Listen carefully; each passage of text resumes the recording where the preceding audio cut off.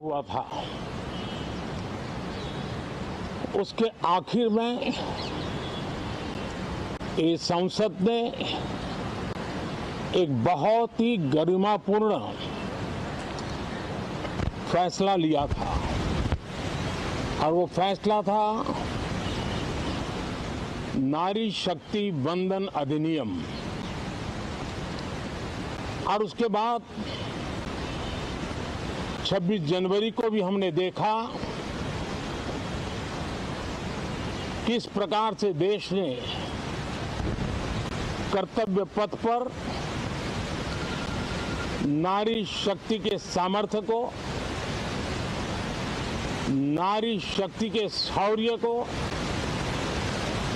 नारी शक्ति के संकल्प की शक्ति को अनुभव किया। और आज बजट सत्र का आरंभ हो रहा है, तब राष्ट्रपति द्रौपदी मुर्मू जी का मार्गदर्शन और कल निर्मला सीतारमण जी के द्वारा इंटरिम बजट एक प्रकार से ये नारी शक्ति के साक्षात्कार का पर्व है। साथियों, मैं आशा करता हूं कि गत 10 वर्ष में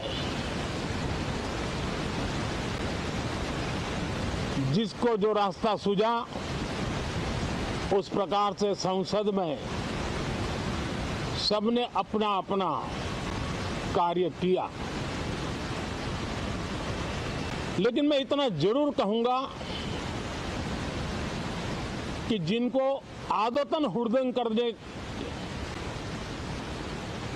का स्वभाव बन गया है, जो आदतन लोकतांत्रिक मूल्यों का चीरहरण करते हैं, ऐसे सभी माननीय सांसद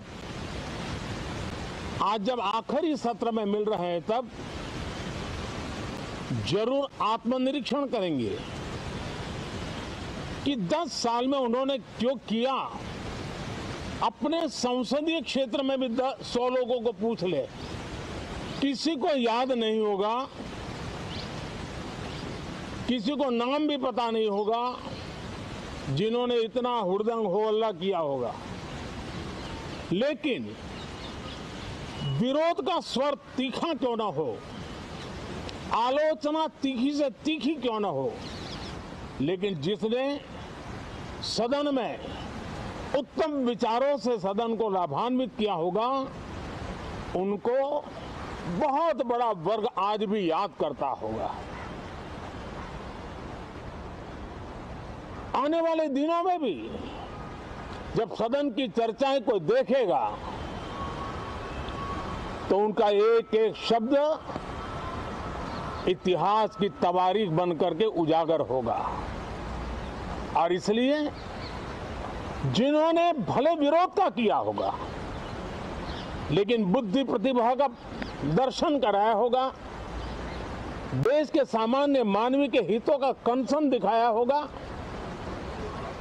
हमारे खिलाफ तीखे से तीखी प्रतिक्रिया की होगी, उसके बावजूद भी मैं अवश्य मानता हूं कि देश का एक बहुत बड़ा वर्ग,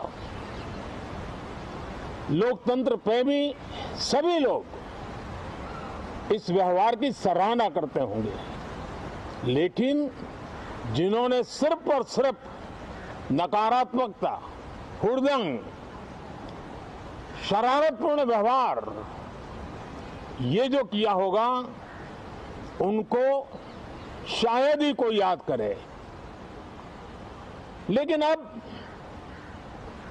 ये बजट सत्र अवसर है, पश्चाताप का भी अवसर है, कुछ अच्छे फुटप्रिंट छोड़ने का भी अवसर है। तो मैं ऐसे सभी माननीय सांसदों से आग्रह करूंगा कि आप इस अवसर को जाने मत दीजिए, उत्तम से उत्तम परफॉर्म कीजिए, देश हित में उत्तम से उत्तम अपने विचारों का लाभ सदन को दें और देश को भी उत्साह और उमंग से भर दें। मुझे विश्वास है, आप तो जानते ही हैं कि जब चुनाव का समय निकट होता है तब आमतौर पर पूर्ण बजट नहीं रखा जाता है। हम भी उसी परंपरा का निर्वाह करते हुए पूर्ण बजट नई सरकार बनने के बाद आपके समक्ष लेकर के आएंगे।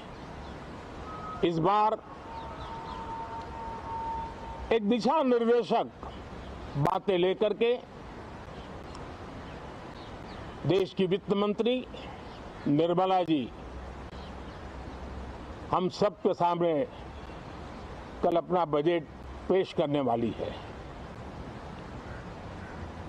साथियों, मुझे विश्वास है